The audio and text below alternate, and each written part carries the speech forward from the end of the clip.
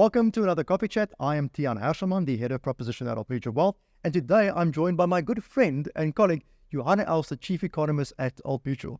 Now, Johann, we are so close to national elections. It's around the corner.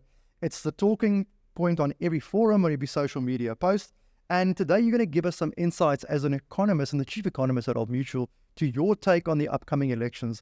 And I think the first starting point is there's so much uncertainty at the moment with the upcoming elections. Please give us a bit of a base as to what your view is of the economic landscape in South Africa as we approach the elections before I ask you the difficult questions such as, what are your predictions for the elections? Hi, Tiaan. Yeah, of course.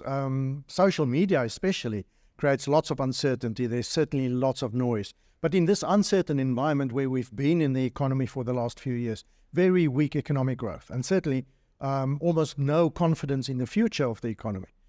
But therefore, this outcome of the election is important because we need stronger economic growth on a more sustained basis. And everybody worries about, will we get the right policies to get there? Because at the moment, high unemployment, fiscal situation not great, and all comes down to lack of economic growth and weak confidence. If we can fix those, we can move ahead towards somewhat more sustainable growth. Now, I'm going to ask you the most difficult question. Now, I know you're an economist, not a political analyst, but what is your prediction for this election? I mean, some people have mentioned a figure of, I think we started at, it's going to be less than 50% for the ANC, then it went to as low as 50 or 40%. Now we seem to be hovering around a prediction of 45%. And again, depending on which poll, which publication you read, what is your prediction as an economist, and I'll caveat that, for the elections, and what do you think is the best outcome for us as South Africans? Yeah, certainly there's lots of uncertainty again, and we started off with the ANC's likely performance around or less than 40%, but because some of the polls have been very unreliable based on small sample surveys, based in certain geographical areas, large error around the outcome. So I think lots of that noise, but eventually I think the base case should be that the ANC gets close to 50%, and it seems later more reliable polls have suggested that. Always as we get closer to the election, the support for the governing party seems to pick up. So I think the outcome will likely be a continuation of the status quo. ANC in charge and current policies will continue. But of course there are the fringe scenarios. ANC gets very weak outcome and then decide to go with the EFF as a potential coalition partner. I think that'll be disaster, even though the probability is very low, but disaster. Imagine the infighting around politics, policy, what the path should be going forward. Another potential scenario is also the ANC doesn't do well, but they go to the DA. That's far better. I think policies are far closely aligned.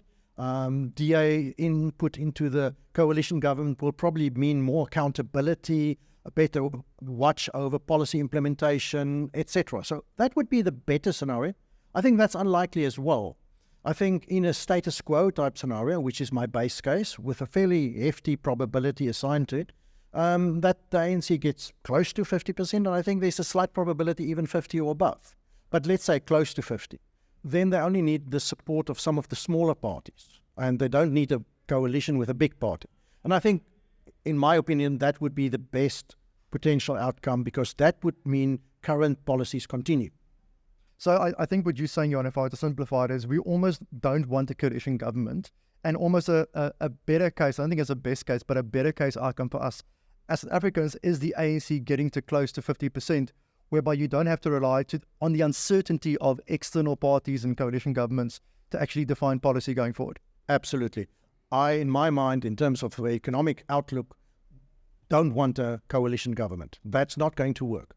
Many people think that the multi-party coalition can win. I think that's pie in the sky.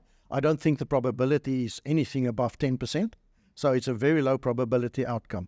I think status quo would be the best. And also because I don't think many of us realize that we have actually moved in the right direction regarding economic policy. And we're on the right path, at least. And that should continue.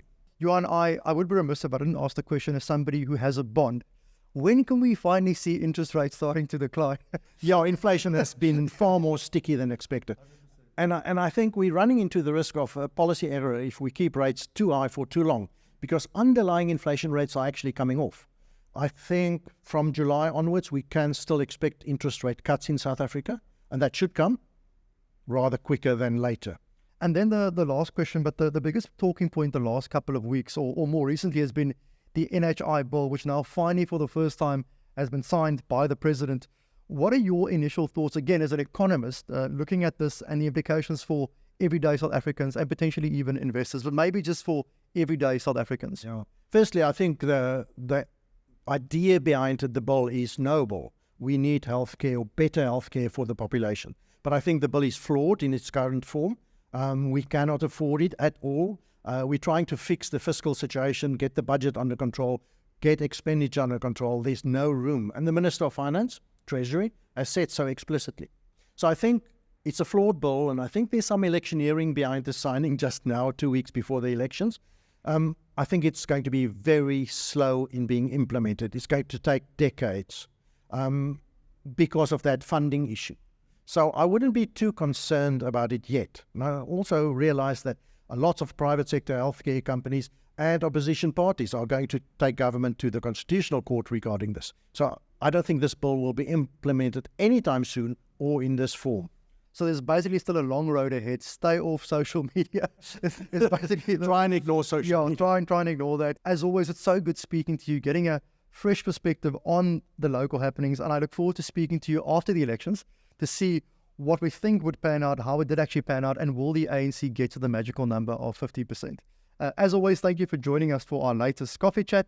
We look forward to seeing you again soon. Thank you very much, Johann, for your time as well.